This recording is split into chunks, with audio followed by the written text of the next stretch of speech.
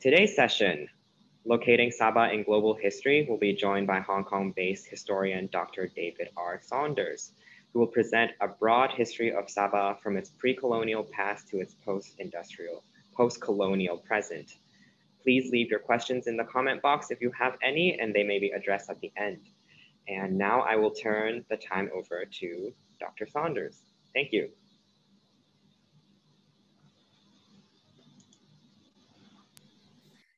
Great, thank you very much, Bruce. I'm going to set up my PowerPoint sharing screen. Hopefully everyone can see this okay. Well, thank you so much, Bruce, for inviting me to speak today on locating Sabah in global history. So as you very concisely introduced my topic, I'm going to be providing a very broad overview of Sabah's history from its pre-colonial past right up towards the post-colonial present. So thank you very much also to the Center for Heritage Arts and Textiles for the opportunity. So just a brief overview of my presentation's aims and objectives. I'm going to be providing a brief overview of what global history means generally, both in relation to Southeast Asia and Sabah in particular. I'm going to try and locate Sabah within this framework. And this will hopefully enable us to cast light on what is ultimately a rarely studied part of the world. So a breakdown of my presentations or my talks, general topics for those of you who might be interested. I'm going to start off by introducing the island of Borneo, as you can see in this historical map. I'm going to then use this as a way of exploring the territory of Sabah, both historically and in a more general sense. I'm going to then introduce everyone to Sabah's links to Hong Kong. More on this in a bit, but it may come as a surprise that Sabah was actually throughout history very much connected culturally, politically through migration and various other sort of ways. I'm then going to try and provide an introduction to global history for those of you who may not be totally aware or familiar with the topic. Looking at Sabah necessitates a look at Southeast Asia throughout history, especially the links, the connections, and the way in which Sabah interacted with the wider region.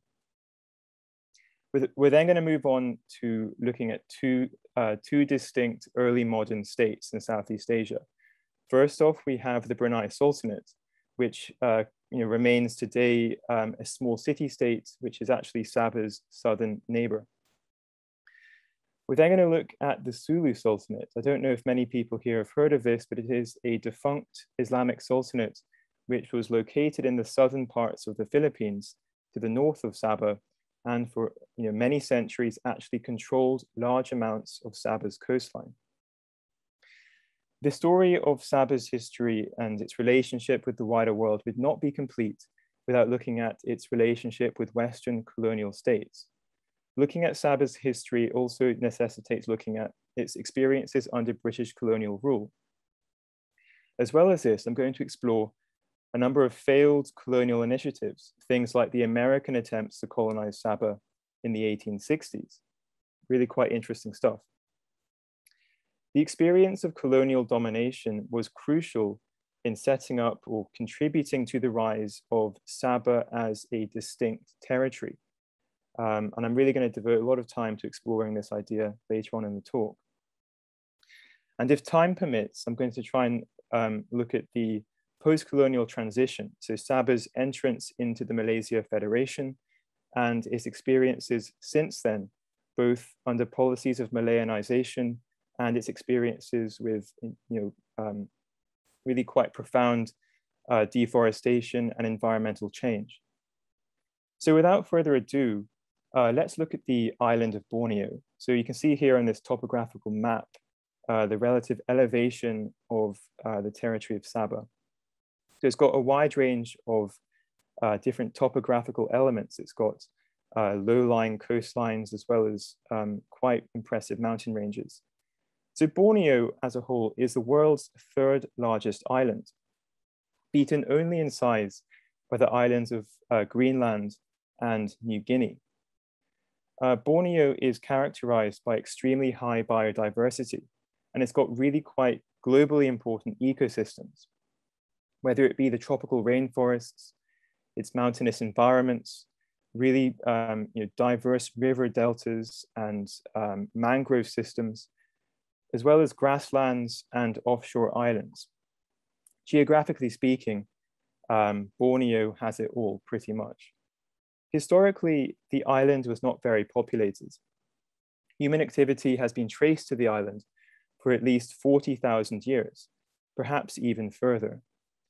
And early humans actually arrived on Borneo during the Ice Age, when sea levels were a lot lower and when massive land bridges enabled people to travel between mainland Southeast Asia and Borneo, which was at that point not really an island. It's important to also note that Borneo and Sabah as well has been characterized or has a wide number of distinct ethnic minorities, numerous indigenous groups, communities and societies ranging from the Kadazan or the Dusun communities, the Murut, the Kelabit, Iban, and Orang Laut are just some of many, many different cultures and ethnicities.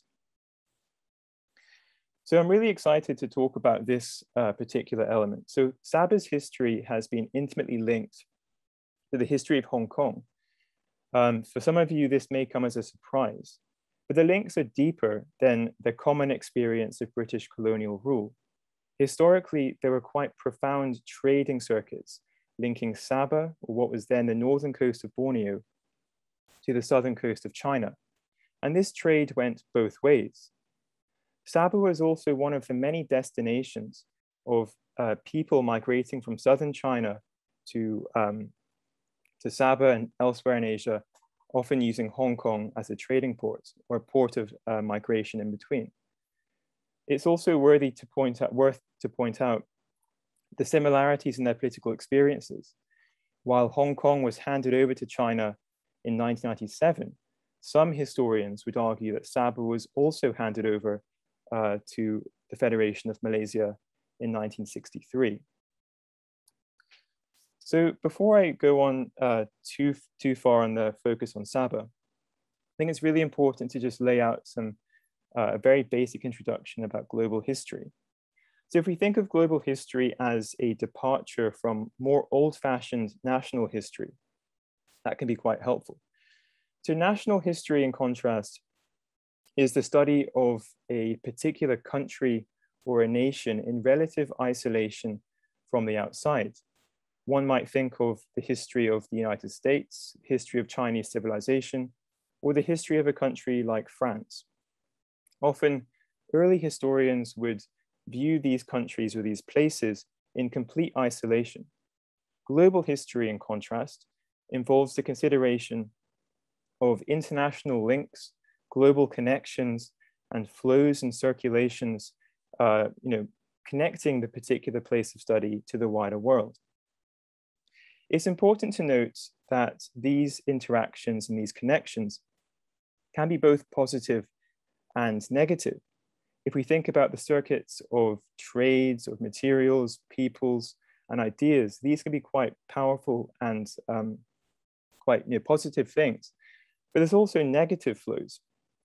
Flows like disease. We know this very well at the moment, just how quickly COVID-19 spread across the world. Global flows and circuits enabled this to happen. Think also of how global connections enabled wars to take place, colonial expansion, foreign domination, all of these elements. So just to quote one historian in particular, someone called Sebastian Conrad, whose book, What is Global History from 2016, gives quite a good introduction to global history. So Conrad describes global history as a response to the demand for a more inclusive and less narrowly national perspective on the past. He continues, and I don't want to read out too many of his quotes, but he continues by stating that the commitment to a territorially bounded container or containers was more pronounced in the field of history than in some of its neighboring disciplines. So knowledge of the world for historians was thereby pre-structured in such a way as to obscure the role of exchange relationships. History in most places was limited to national history. So this is where global history comes in. It allows us to look at places like Sabah and provide really fresh interpretations into the region, its peoples, its cultures, and its experiences. So it must be said that our lives have been shaped by a complex mixture of local and international issues. Has this always been the case? Yes, I would argue, but to different extents throughout history. We can't look at global history without looking at globalization. So globalization is the process of interaction and integration between peoples, societies, institutions, and of course, governments and states themselves. So globalization was enabled by some particular advances in technology. If we think about advances in ways of moving around, transportation, we can see that the advent of railways, automobiles, and airplanes brought the world closer together. It was also facilitated by developments in communications technologies. Things like telegraphs, radio, and more recently, internet, have also brought the world closer together. Globalization was also accelerated by shifting patterns of manufacturing and local demands for manufactured goods, which really facilitated global networks of trading, desires for raw materials and commercial things. And ultimately, these desires for goods propelled empires to expand. So many historians would agree that although globalization is connected to the story of humanity for many, many thousands of years, it really accelerated only in the late 18th century. So global interactions impact big states and small states alike. This is a point that I think is very important to make because Sabah being a relatively smaller place, people might assume that it's less globally connected. This is actually not true. Sabah is as globally connected as many larger places.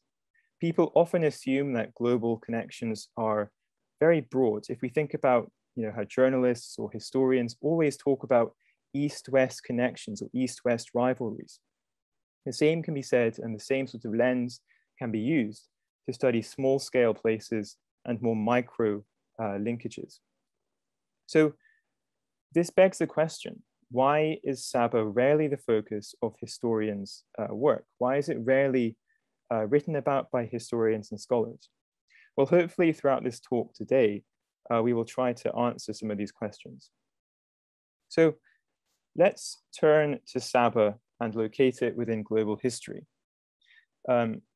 It's pretty obvious, at least to me, but hopefully to many other people, that Sabah is really quite interesting to study. It's worth paying attention to, and it's worth dedicating time and effort to research. It's important also to argue that Sabah has never really escaped the complex global embrace of history and of global history and globalization. Sorry, that should say globalization. Despite this, Sabah has been largely neglected by scholars of global, imperial, and even Southeast Asian history. It's also been neglected by scholars in other fields of humanities and social sciences. This, I would argue, is a major problem and something worthy of correcting. So let's wind the clock back a bit. Let's look at Borneo before Sabah came into being. That means we have to turn back the clock to look at Sabah before it became officially known as Sabah, when it merged with Malaysia in 1963. We have to look before even it was colonized as a British colony, as British North Borneo in 1881.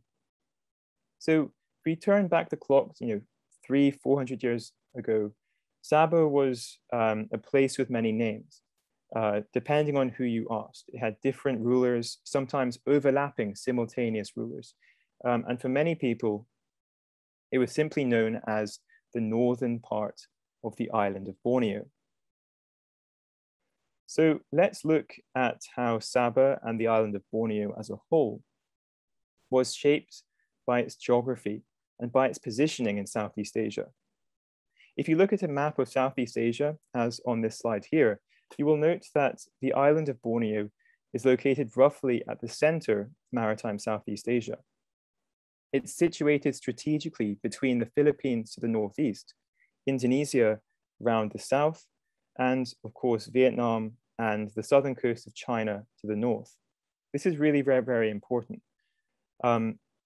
This also meant that, if we take a wider view, Borneo was located strategically as a waypoint between east-west trades, maritime trading routes from southern China, whether it be Hong Kong or elsewhere along the southern Chinese coast, all the way to the coast of India and East Africa. Ships sailing these routes would often have to stop off at coastal ports in Sabah, Brunei, Sarawak, and Singapore and elsewhere to restock food, water, and later coal. So let's talk about Sabah's earliest, or Borneo's earliest global interactions. So the earliest records detailing Borneo came from ancient Chinese documents. Historians have traced the earliest foreign involvement to the region to at least the 5th century AD, when a Chinese monk by the name of Fa Xian was recorded to have first made landfall on the island. There is fragmentary evidence also of Chinese trading and mercantile interactions with the local people of Borneo that extended much further into the past. So archaeological discoveries over the past 50 or 100 years or so have shown that Chinese porcelain, coin, and other artifacts were widely circulated throughout Borneo.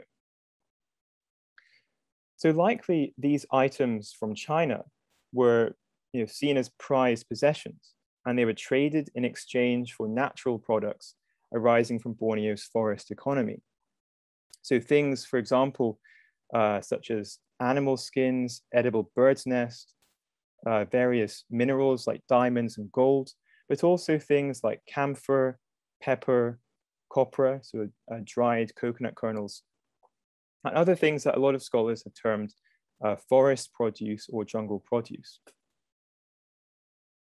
So similar trading routes have been referred to by scholars as the Maritime Jade Road.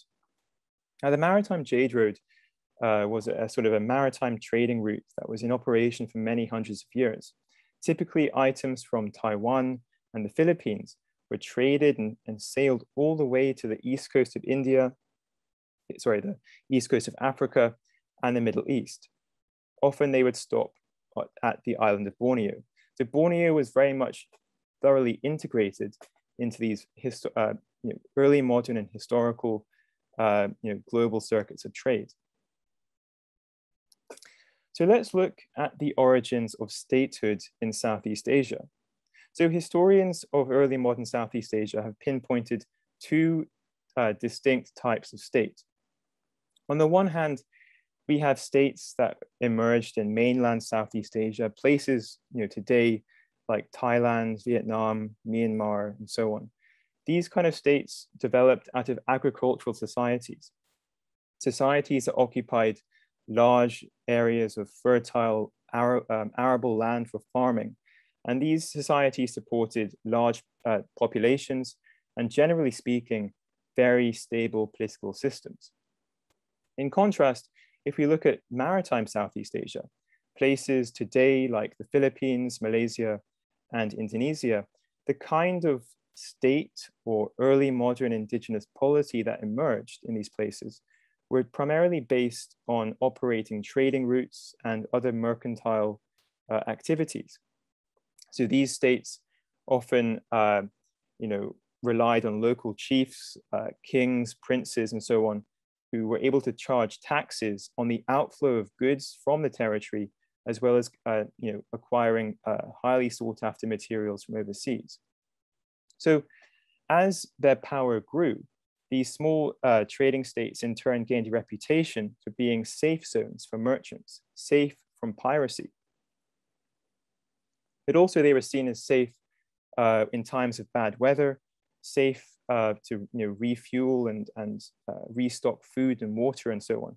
And in their own right, they became waypoints in international trading routes. But in many ways, the second type of states were quite weak. They were often fragmented and dependent on the flow of trade. If trade was at times inconsistent, or if prices of certain commodities plummeted, or if demand for the produce that they produced declined, then they would often suffer. Often these maritime trading states occupied small archipelagic or island areas of influences. This meant that they often struggled to secure enough land to engage in farming, and it meant that they were often very vulnerable to shortages in foodstuffs. So one such maritime trading state was the Sultanate of Brunei, or for a time in its history, the Bruneian Empire. So there's a phrase that quite neatly encapsulates or characterizes this kind of state, and that is a thalassocracy. So a thalassocracy is a state which is primarily or exclusively maritime based. The word thalassocracy derives from the Greek phrase or the Greek word thalassa, meaning the sea. And so when historians and scholars look at various maritime empires and sea-based kingdoms and societies, Brunei is often one of the foremost examples. Other examples might be the ancient empire of Carthage, which was for a time being one of ancient Rome's most fierce rivals. So if we look at the early modern Bruneian Empire, it first emerged in the 14th century.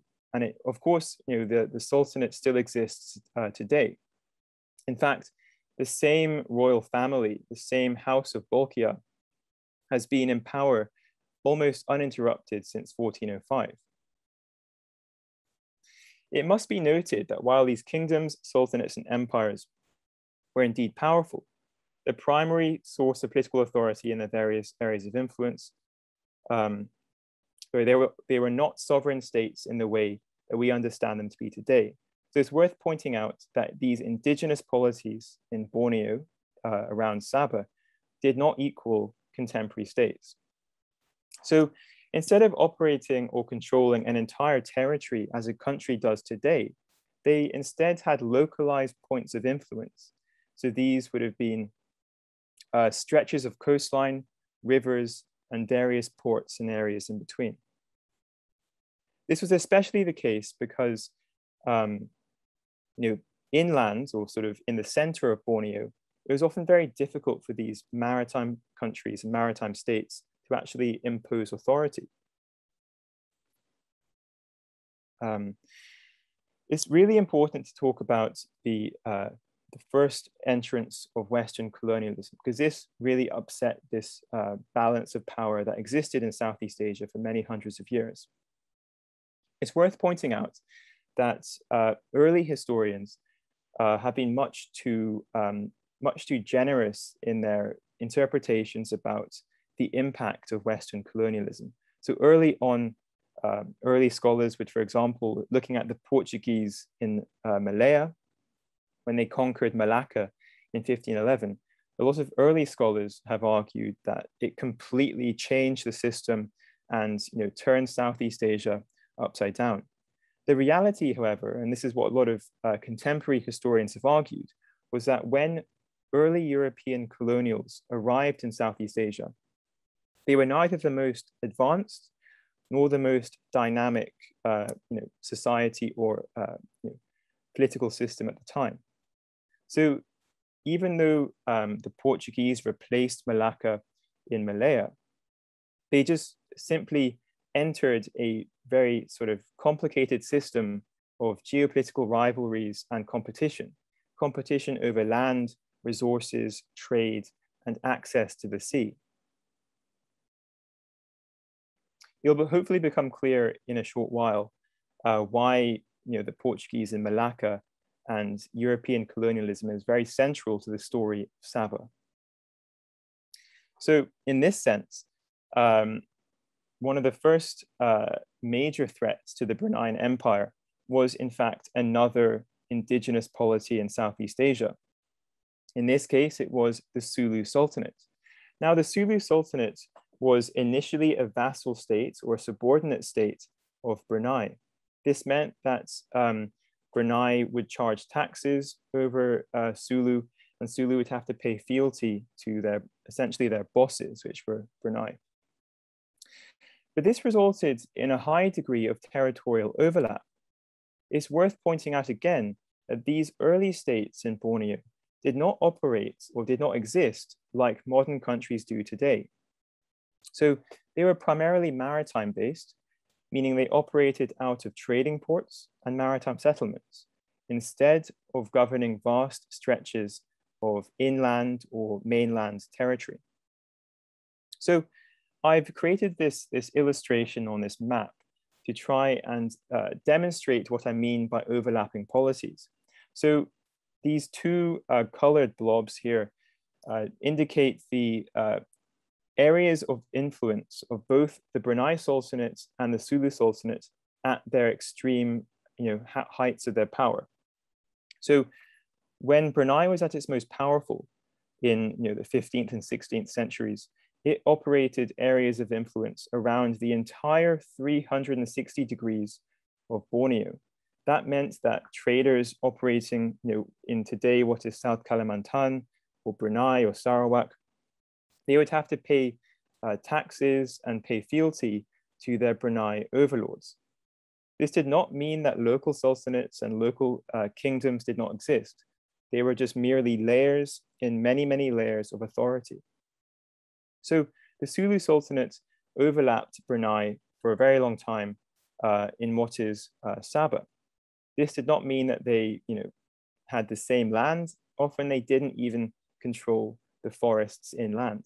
That's why I've tried to indicate this with a question mark in the interior of Borneo, because for many communities, whether Iban or Kelabit or whatever kind of indigenous community would have been located there, they would not really have had much direct interaction with the Brunei Sultanate. This is not to say that they were not connected to global flows of goods and items, but they were not under their direct jurisdiction.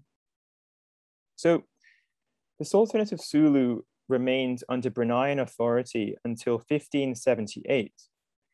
Now, around this time in the Philippines, Spain was rapidly colonizing the territory. So Spain was initially based on the island of Luzon in northern Philippines, and over the 16th century, it was pushing further and further south. It was defeating local sultanates, local polities, and kingdoms, and replacing it with its own system. So this meant that the Sultanate of Sulu was being pressured from the north. Sulu was very fortunate because it had control over parts of Sabah. This meant that it could gain access to Sabah's natural harbors, safe and secure bays to put its ships, to keep its ships away from Spanish control. And this also was very useful because Borneo was a major source of regional trade. This meant that Sulu could continue to charge taxes on the goods coming out of Borneo, and it could continue to survive economically. It could evade Spanish punitive missions, Spanish attempts to sink Sulu ships, and so on, because it was a very large coastline, really critical in the survival of the Sulu Sultanate. So let's take another, let's zoom out a bit and look at Southeast Asia as an entire region. So by the early 19th century, we can see that northern Borneo, the area which today is the Malaysian part, part of East Malaysia, had managed to evade Western colonial incursions. If we look at the Philippines, it was by this stage in history governed by the Spanish. The entirety of the Indonesian sort of archipelago was part of the Dutch East Indies. So this is really an important distinction because for whatever reason, and I'll hopefully get onto this in a moment, Sabah, Brunei, and Sarawak managed to avoid colonialism for now. So let's turn to the Malay Peninsula, what is today West Malaysia. So Penang was colonized by the British in 1786. This was soon followed after the Anglo-Dutch Treaty of 1824 by the British colonization of Malacca and Singapore the same year. 2 years later, in 1826, the Straits settlements were founded. Now, this is crucial in explaining how, again, much like the indigenous polities that had existed in Southeast Asia or maritime Southeast Asia for many hundreds of years, when the British arrived in Malaya, they too were initially concerned with occupying specific points of influence, trading areas or maritime areas that enabled them to access trade, but they weren't really interested in just owning the entire territory, although that would later change. So let's look at Sabah's neighbor to the south, what is today Sarawak. So Sarawak, like Sabah, was historically part of the Brunei Empire. It was loosely controlled by Brunei. In the 18th and early 19th century, Sarawak became an increasingly important territory due to the discovery of antimony ore. So historically, antimony was used for medicines and cosmetics. And by the 18th century, it was a really valuable and highly sought after material. Of course, nowadays, antimony is still important, but for different reasons. Things like lead acid batteries, as well as computer chips. So seeing that, that Brunei's province to the south of Sarawak was becoming very, very sought after, Brunei's Sultan, Omar Ali Saifuddin II, raised taxes sharply on the kingdoms and the polities that existed in Sarawak to try and get some of the money that was flowing out of the territory. So this resulted in a really widespread uprising across Sarawak in the early 19th century. And this demonstrates, on the one hand, just how weak and tenuous Brunei's control over the region was. So facing this uprising, Brunei's Sultan Omar Ali Saifuddin II enlisted the help of a British privateer by the name of James Brooke in 1839. So James Brooke successfully managed to suppress the rebels in Sarawak, and these rebels, facing defeat, ironically gave control over Sarawak to James Brooke, and they granted him the title of governor. Of course, from the perspective of Brunei's Sultan, these rebels had no right to do this, but in a sense, they had opened the floodgates to Western colonial incursions.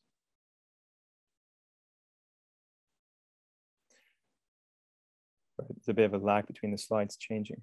So this resulted in one of the most major changes to Borneo's history. So this resulted in the emergence of the so-called White Raja dynasty. So after James Brooke was granted the title of governor by the rebels, it became clear that he would not leave the territory easily. Brunei's Sultan was in a very difficult position. He couldn't get rid of James Brooke, so he instead granted him the title of Raja or king. And this meant that somehow an entire portion of Western Borneo became colonized by a private adventurer. And this is very relevant to the history of Sabah, as we will see in a moment. So let's turn to the linkages between Borneo and Hong Kong once again. So James Brooke's subjugation of Sarawak following the uprising in 1842 and his formal colonization of the territory in 1846 came at a very similar time to when Hong Kong was colonized by the British. So of course, Hong Kong was colonized by the British after the conclusion of the First Opium War in 1842. But this wasn't the only experiences of colonization undertaken by the British at this time. The island of Labuan, just off the coast of Sabah, was also colonized by Britain in 1846. And it was desired by British authorities due to its obvious similarities to Hong Kong Island. So one of the main arguments that I want to make based on this is the idea that the colonization of Sabah's southern neighbor of Sarawak in the early 1840s was part of a wider pattern of imperial expansion in Southeast Asia. So if we look at the island of Labuan, today the Labuan Federal Territory off Sabah's west coast, it was seen as a strategic option for British policymakers.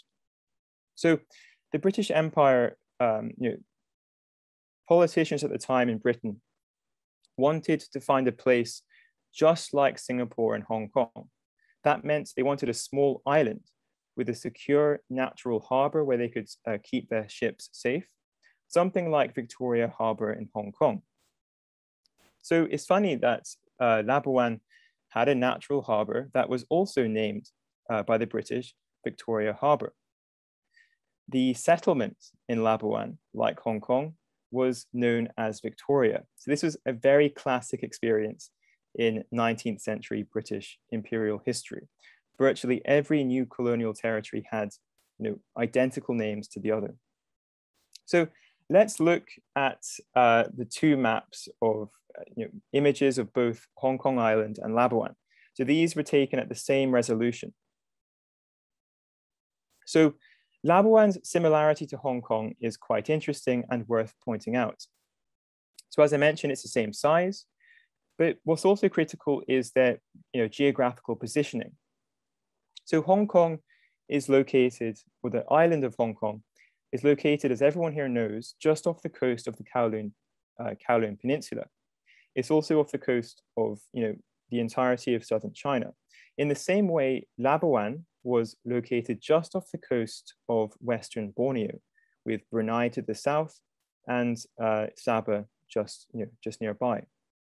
So this afforded both territories a high degree of strategic advantages. So islands have long been noted by scholars for being strategically beneficial due to being naturally bounded by the water, meaning they were easily defensible. So these similarities were not lost on the British either, who sought to model Labuan directly on Hong Kong. So these similarities actually continue even today, where both territories, although long decolonized from Britain, remain as international finance hubs and centers of trade, albeit Labuan would ultimately fail to see the same level of successes that Hong Kong has experienced. So it's particularly interesting to me that apart from Britain's colonization of Labuan in 1846, the first formal attempt to colonize territory in Sabah was undertaken by a group of Americans in the 1860s. So I'm going to just focus now on this strange story of American imperialism. So in the 1840s, the United States grew increasingly interested in expanding its commercial presence across Asia. They sent diplomatic missions to China, to Thailand, as well as to Borneo in 1845, but they weren't successful. Just 5 years later, they sent a second diplomatic mission from Singapore to Brunei, where they obtained what was known as a treaty of friendship and commerce from the Sultan of Brunei. So while this was a crucial first step for the Americans, nothing was immediately done about it.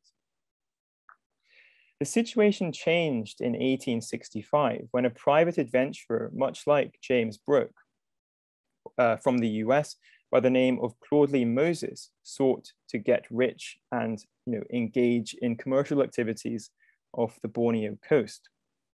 So at this point in time, Brunei had entered a period of major decline. It had lost a lot of territory and it could no longer charge taxes and gain money from the outflow of goods from Borneo. So when Claude Lee Moses, the American, arrived off the coast of Borneo, the Brunei Sultan viewed this as an opportunity to get some easy money quickly. He would lease out land and charge an annual tax.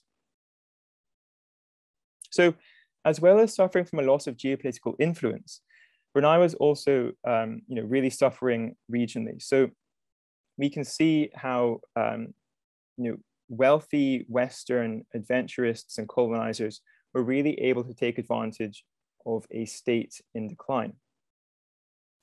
The story of America's attempts to colonize Sabah is once again very closely linked to experiences in Hong Kong. So unfortunately for those involved, it ended in death and disaster for those who tried to really sort of engage in colonizing the territory. So having secured the rights to what is known as Kimanis Bay on Sabah's west coast, the Americans decided to set up a colony there. So they went to Hong Kong and they hired a whole bunch of workers, people who were lured by promises of wealth and prosperity overseas. And they sailed southwards from Hong Kong to Sabah. And they went about building a small town and trying to forge links with local communities to engage in trade. But almost immediately after arriving, the large workforce, as well as the Americans, were met with crisis. Disease completely ravaged the population, and there was issues in securing a stable supply of food. And there were a whole host of other problems that really undermined the colonizing mission. So many of the workers deserted back to Hong Kong, whilst many more fell ill to disease and many perished. Within 12 months, by 1866, the American trading settlement in Sabah had almost completely vanished. There was barely a sign of it remaining. And that is the story of America's attempts to colonize Sabah. But it is also a critical stepping stone in understanding the colonization of Sabah as a whole. So having fled back to Hong Kong, the Americans actually sold off their land titles to a German diplomat by the name of Baron Gustavus von Overbeck, who was based in Hong Kong. Now, Overbeck tried to take these cession deeds and these titles, some of which are contained in this slide here. He tried to take these to Germany, but the German government was simply not interested in engaging in colonial activities off the coast of Borneo. So Baron Gustavus von Overbeck instead found a buyer by the name of Arthur Dent in Hong Kong, and he sold off the rights to Borneo, to Sabah rather, to Arthur Dent in 1878. Now, Arthur Dent was an interesting character because he managed a colonial trading firm by the name of Dent and Company that was one of the rivals of Jade, Matheson and Swire. Now, Jade, Matheson and Swire are two names that most of us will be very familiar with today as being very wealthy and powerful multinational companies. Dent and Company did not survive in the same way, but it was essentially the financial backing that led to the colonization of Sabah. So at this time, as well as the US, as well as Germany, Spain, as we mentioned before, was also really interested in colonizing Sabah. Now, the reasons for this, as I mentioned previously, a few slides back, the Sulu Sultanate continued to evade Spanish attempts to colonize it. The Spanish continually wanted to come into Borneo and get rid of the Sulu Sultanate. And so this meant that there was a lot of inter-imperial tensions in the seas around Borneo. This ended in 1888 when the British, the Spanish, and the Germans convened and signed a treaty that essentially forced Spain to relinquish its claims over Sabah. But the 1880s witnessed one of the most profound and major changes in Sabah's history. So the founding of the North Borneo Chartered Company in 1881 completely altered the system of governance and society in the region. So initially, the Chartered Company state was a fully autonomous country or colony, you could say.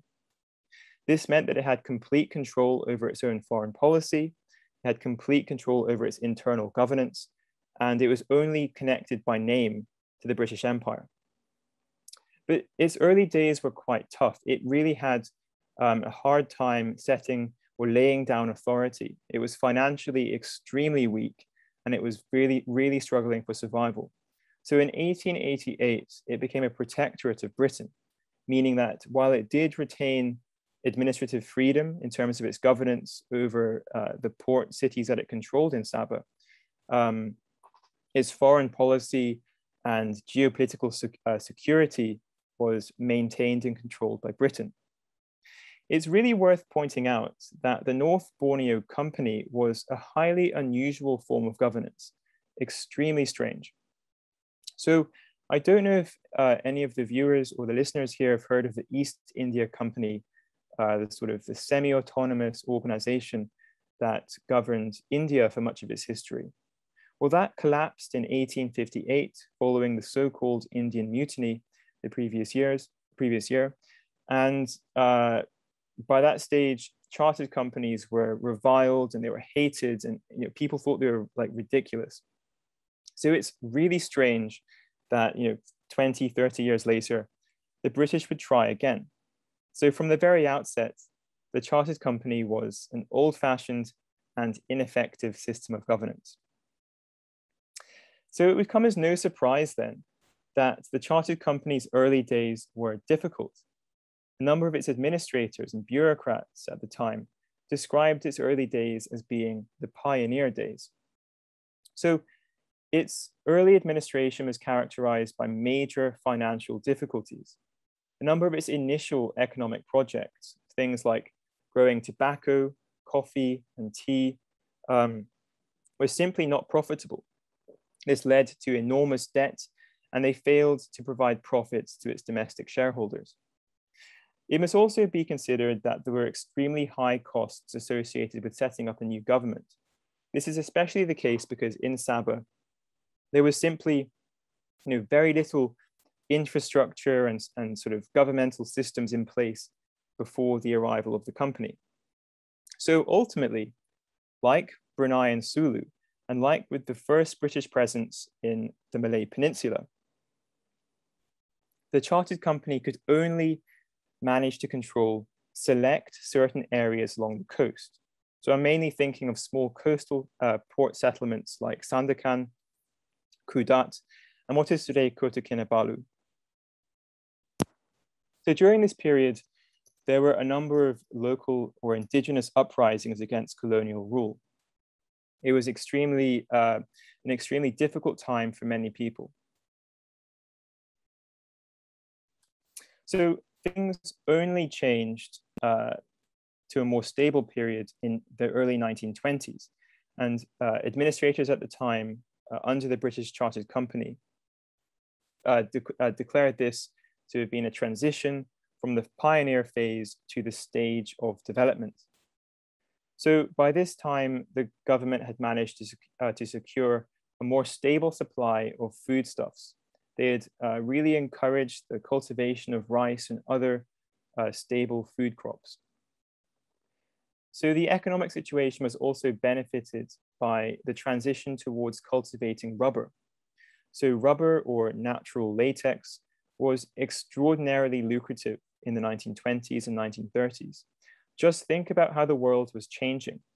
The rise of automobiles and other forms of transport, as well as manufacturing, required a stable and high quality supply of natural rubber.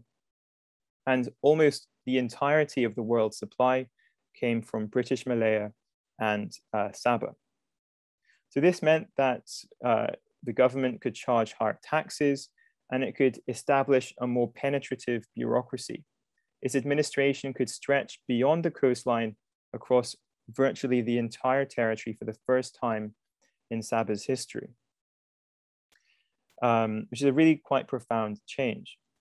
Life was still very difficult for people at this time. It was characterized by hardships, by inequalities, but despite this, very slowly, things were gradually changing for the better.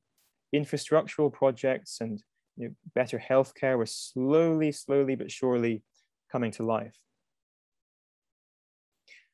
But things changed drastically with the onset of Japanese occupation during World War II. So Sabah was subjugated by the Japanese in early January 1942, and it wasn't liberated until 1945. Now, this was a period of immense suffering for both locals and foreign societies around Sabah. But one of the most important elements of Southeast Asia's experience of war during the Second World War was the way in which it altered perceptions towards colonial rule. So for the first time in many, many hundreds of years, the defeat of colonial empires like the British, the Dutch, and the French, and so on, it showed to local communities that colonial states could be defeated and actually removed fairly easily. So this meant that ultimately war was a catalyst for change in Southeast Asia. Just think about Indonesia's anti-colonial war of independence, which was sparked after the war, but really bolstered by the defeat of the Dutch by the Japanese. So let's look at the post-war years very briefly. So on the one hand, Sabah's liberation from the Japanese in 1945 was seen as a new beginning. But it was also a period of incredible irony, because at this point, it was formally colonized for the first time. So where before Sabah had been administered by a semi-autonomous chartered company, in July 1946, it was formally assimilated into the British Empire as a colony, just like Hong Kong was. So the reasons for this were that the chartered company administration, on the one hand, it was bankrupt and simply unable to resume governance. But on the other hand, both British administrators as well as local communities in Sabah were simply fed up and tired of this archaic and ineffectual system of governance. But this presented Sabah with a really unusual, ironic situation. It meant that Sabah was formally colonized at almost the identical time that its neighbors in Southeast Asia were becoming independent. If you look at the Philippines, just across the Sulu Sea to the north, the Philippines attained independence from the US on the 10th of July, 1946. And on the 15th of July, 46, Sabah was colonized. So this was a really stark contrast. The post-war period was also characterized by massive economic changes and a period of rapid redevelopment. So one of the most profound changes was the sudden demise of rubber. So while rubber had been the lifeblood of the colonial regime for many years, it had enabled the state to become quite profitable. Suddenly, after the war, the market plummeted. And this was because the United States essentially promoted the use of synthetic rubber alternatives. So synthetic latex was seen as more reliable and easier to produce. So Sabah, during this period, transitions its economy primarily to deforestation and logging. And so Sabah became thoroughly embedded and integrated into Asian manufacturing systems. Again, we can see how Sabah, even though its domestic society lacked its own industrialization, it was a crucial component or a cog in the system of post-war economic rejuvenation in Southeast Asia. And so let's explore this idea of deforestation and its ecological implications. So while logging was key to Sabah's early post-war economic recovery, it also contributed to the destruction of large amounts of its natural rainforests. So deforestation thoroughly undermined biodiversity. Tropical hardwoods, of which many were sent to Hong Kong and Japan, were manufactured into furniture and other sorts of goods, and then sold off to market across the world, whether in Europe or the United States. So this period of economic rejuvenation was also characterized by Sabah's process or transition towards decolonization in 1963. So decolonization was a worldwide phenomenon that really accelerated after the Second World War. As I mentioned a couple of slides ago, a lot of Sabah's neighbors had transitioned towards independence or a form of self-governance in the 40s and the 50s. So if we think about the Philippines, which became independent in 1946, Indonesia became independent in 1949. They were soon followed by Malaya, which attained independence in 1957, and by Singapore, which became self-governing in 1959. So Sabah did not actually attain independence in the same way as other places did. It decolonized by merging with Malaya, Singapore, and Sarawak as parts of the Malaysia plan. So that's a really important distinction to make. But in reality, the plan to form Malaysia was actually based on a number of inequalities. So the Malay elite actually wanted Sabah to merge as a way of counterbalancing the ethnic change that was going to happen when Singapore joined Malaysia. So they wanted to recalibrate local Sabahs, or reclassify local Sabahan people as ethnic Malay Bumiputras, or sons of the soil. So this process, which was in place throughout the 60s and the 70s, became known as Malaysianisation. This meant that local minorities and indigenous groups were encouraged to adopt some of the main tenets of Malay society, things like Islam and other cultural aspects. So this process of demographic change, of cultural change, was also matched with major changes in society. And it's meant that a lot of scholars, a lot of historians have questioned to what extent did Sabah join Malaysia as an equal partner to Malaya, Singapore, and Sarawak. Of course, we now know that Singapore did not stay in Malaysia. It left in 1965. So this also begs the question that I hinted at earlier. Was Sabah handed over to Malaysia, or did it decolonize more fully? So some food for thought, perhaps. So let's return to this question of environmental change and some of the local pressures that have affected Sabah as not its own country, but as a state within a federal government system. So after decolonization, deforestation and widespread environmental collapse continued. Even today, it remains some of the most pressing issues to face contemporary Sabah. So forest land, initially land that was very highly biodiverse, has been increasingly used for palm oil plantations. And so this has a knock-on effect because not only is the process of deforestation destroying the natural biodiversity, but the types of plants and the type of land usage that occurs afterwards is itself extremely damaging, because palm oil, being a single species of tree, really prevents the natural environment from recovering. The other element to this story is the way in which, since the 1960s, a number of indigenous communities have been dispossessed and denied access to their ancestral lands.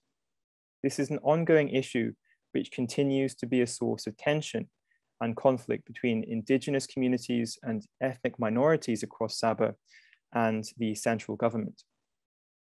It's also worth pointing out the extent to which climate change poses a threat to Sabah. Just think about the coastal communities located around Sabah's coastline. What about unseasonal weather patterns, rain and storms that might be much worsened with deforestation and its implications on erosion and landslides? So these are some of the sort of the ideas that I wish to finish my talk with today. Not to hopefully be, I don't want to be too negative, but some of the major pressures remain unsolved and questions remain about how they're going to deal with this. So to bring my presentation and my talk to a close, I think it's important to emphasize that no matter how small and perceivably isolated, Sabah has been a thoroughly integral component of our modern world and global history for many hundreds of years. So I would say that its experiences, while unique, are also part of a number of international stories concerning the rise and fall of empires and states, whether indigenous polities like the Brunei Empire, which had its heights in the 16th century, or the rise and fall of the British Empire. It's also important to be aware of really odd stories like the American attempt to colonize Sabah. One might think just how different the place would be if Claude Lee Moses and his entourage of workers had survived. And I've also tried to emphasize the very real and very important linkages between Sabah and Hong Kong. So these links, as I mentioned, are a really understudied yet important part of Southeast Asian history. So that is all I have for today. So thank you very much.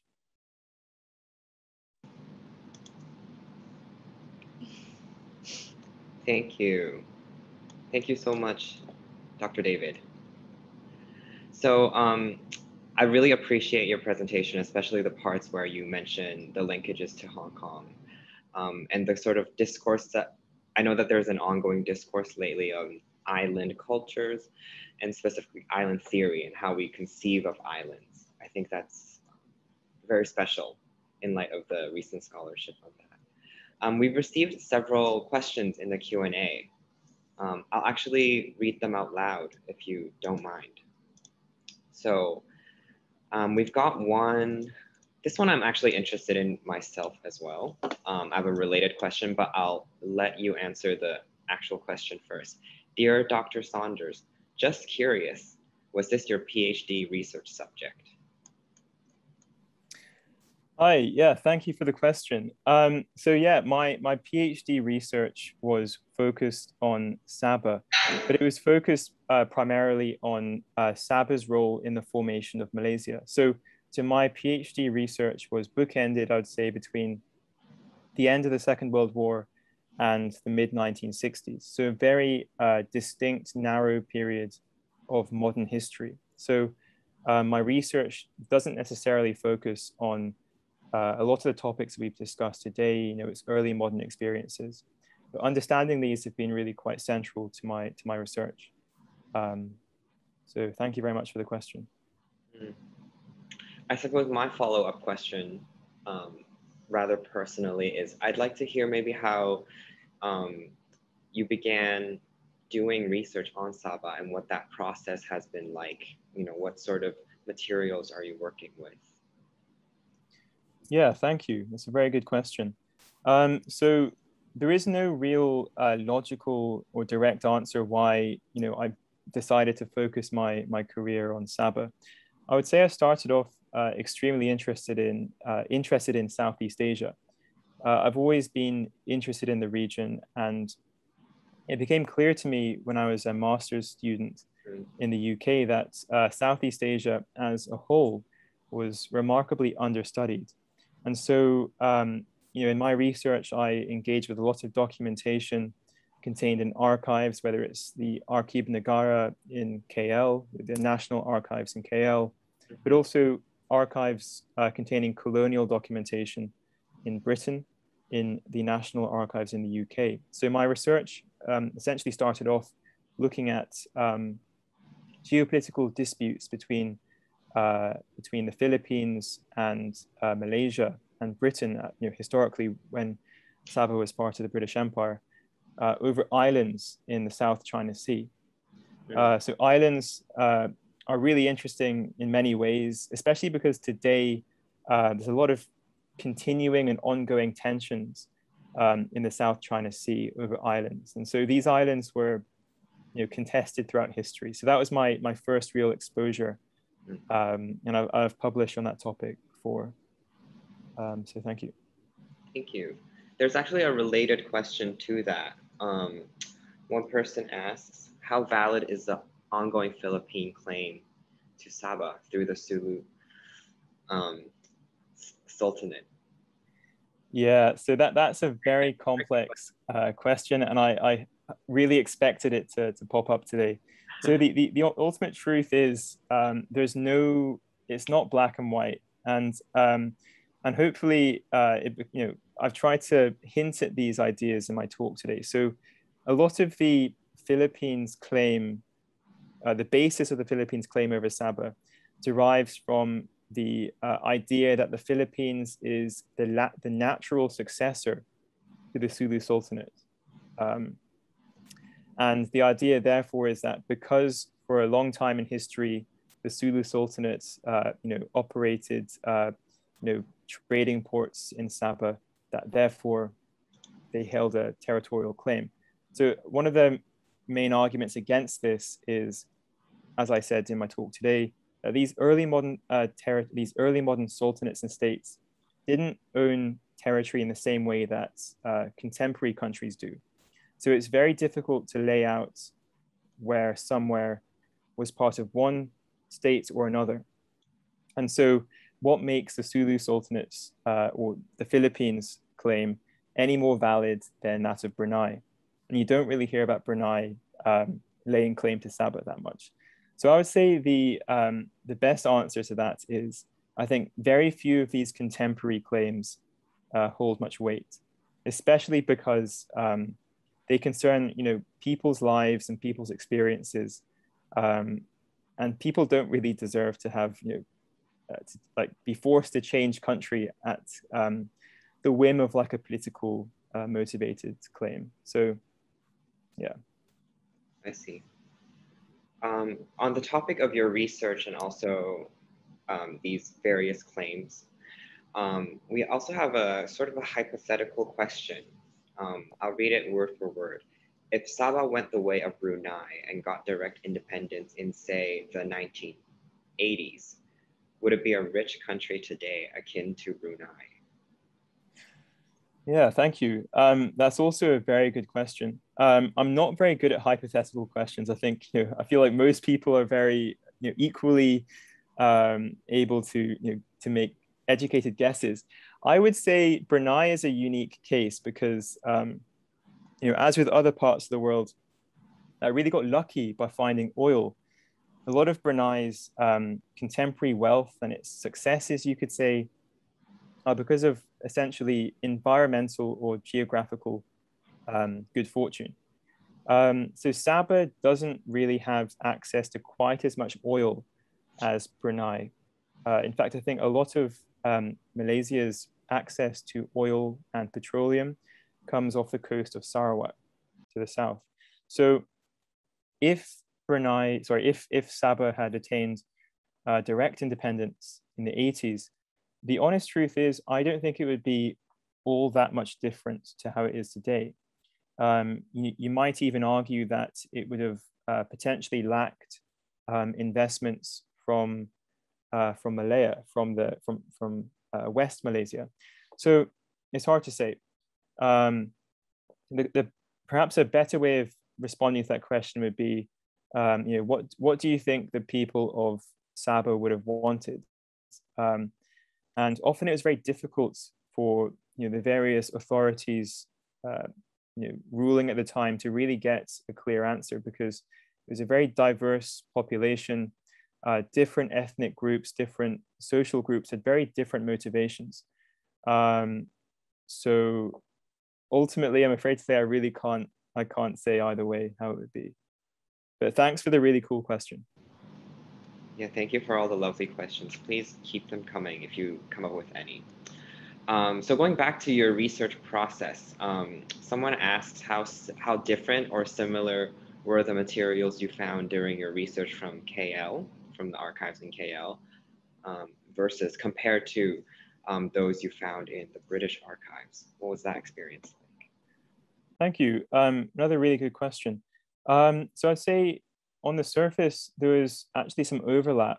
There was a lot of, colonial materials maintained in KL, especially, of course, in the period before independence, Malaya's independence in 1957.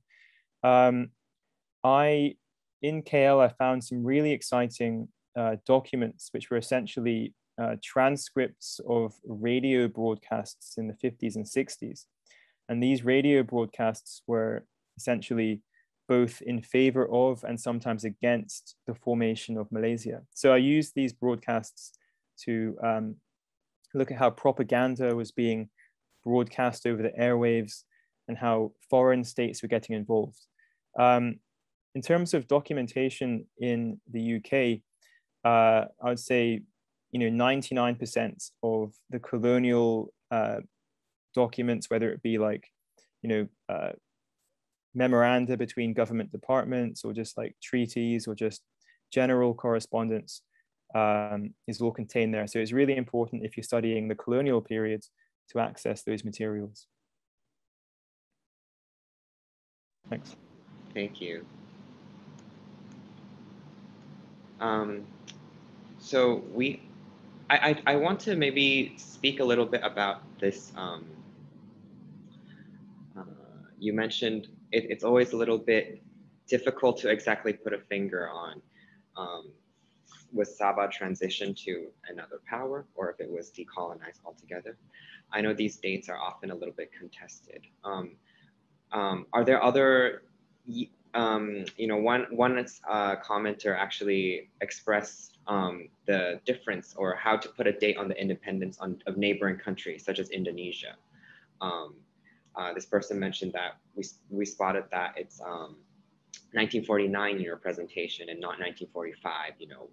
What could you maybe share a little bit about that? Those contestations, perhaps. Yeah, that's a very good question. And I can actually see the question that you're pointing at. So I want to, apologize if that's caused offense or anything. I would say I'm not a historian of Indonesia. So the main thing is there's a lot of dispute over whether independence should be traced exactly to when it was declared, or whether independence should be traced to when it was internationally more accepted. So I would agree with you exactly that, of course, Sukarno and Muhammad Hatta and all these independence figures in Indonesia declared independence very soon after World War II. But the reality is on the ground for the next 4 years, the Dutch continually tried to come back. The British and the Americans actually helped the Dutch in their attempts to come back. There were a number of wars of attempted recolonization. So it's very tricky to pinpoint an accurate date. So I'd say for the purposes of my presentation today, because I'm not focusing on Indonesia, I just, put 1949 because it's a good illustrative point. I think a lot of scholars would actually, a lot of historians would probably err on the side of caution and say 49 to try and avoid any sort of inaccuracies or disputes. But I do take your point, so thanks. So Dr. David, I also really appreciate your presentation in that it brings out a broad history in a sense. I know that Sabah is definitely a topic that not a lot of Hong Kong audiences, or actually, I mean, in a lot of places will really know of very well. So we appreciate this presentation. One commenter asks, in light of this quote necessarily sort of a broad presentation, in your research or in your practice, how are you maybe trying to incorporate the, I guess, more lived experiences of the people in Sabah? Yeah, thank you. That's a very good question. And that's one of the big sort of motivations in a lot of recent historical research into colonial territories, because it's very difficult sometimes to gain a fair and balanced view when the vast majority of the available sources and documentation reflects only the colonial mindset and the colonial perspective. So obviously today in my talk, I've decided to give a very broad in span coverage of Sabah from the early modern period to today. And unfortunately, I haven't had enough time really to incorporate a lot of local voices. But in my research, I've actually done a lot of work in terms of using a variety of sources, whether it be local oral tradition, various sort of local sources, as well as looking at key indigenous leaders. So many of you who are familiar with history of Sabah, you'd know of certain divisive, very sort of popular but also controversial figures like Donald Stevens, Tun Fuad Stevens, Datu Mustafa, and a whole bunch of other figureheads. And so often when looking at the local perspective in Sabah, the only available voices are those of the political elite. And so in my PhD and in my various academic articles, I've tried to try and balance my perspectives by looking at those people. The other way of doing things is to look at various government inquiries conducted by the British and the Malayans in the 1960s. They often resulted in or created a number of opportunities for the public to engage with politicians. So there's vast amounts of letters describing local communities' perspectives on whether or not to join Malaysia. So these are some of the sources that I've been using in my research. But that's a very important point, so thanks for raising that. Thank you for all these great questions. We have one that's more on, maybe less so focused on your research practice, but rather going back to the important year of 1963. This question asks, could you give us a bit of story of objection from Malayan or local Sabahan against formation of Malaya in 1963? Thanks, that's a really good question. So just, carrying on from my previous answer, in 1962, the year before Malaysia was formed, the British and the Malayan government founded this commission of inquiry known as the Cobbold Commission. You can actually Google this and find the actual PDF of the report that it produced. And this commission was essentially an inquiry conducted across Sabah and Sarawak to ascertain public opinion over whether or not to join the Federation. Now, what's really interesting actually is, obviously we know that it did join, but public opinion was very divided. So the official report said that findings were split between 1/3 of the population being highly supportive, a second third was relatively ambivalent, and the final third was extremely against it. And so we can say that there was a large proportion of Sabah's population who were very much against it. And if we look more closely at the demographic composition of these various respondents, it seems that in general, it was the Chinese minorities or the Chinese community in Sabah that was most vocally opposed to joining Malaysia. And the reasons for that there were fears over being treated differently based on their ethnicity or their racial background. And there were fears over being dominated or overrun by the much wealthier Malayan Peninsula. But in general, I think in the years since joining the Federation, people have gradually warmed up to the idea. Although I'm not too familiar with contemporary, current day, public opinion, but there has been talk. I think there was one article a few years ago, actually, that was talking about something called Borneo inspired by Brexit in the UK, where people were talking about potentially launching a movement to gain proper independence for Sabah. But that didn't really come to anything. So just interesting stuff to think about.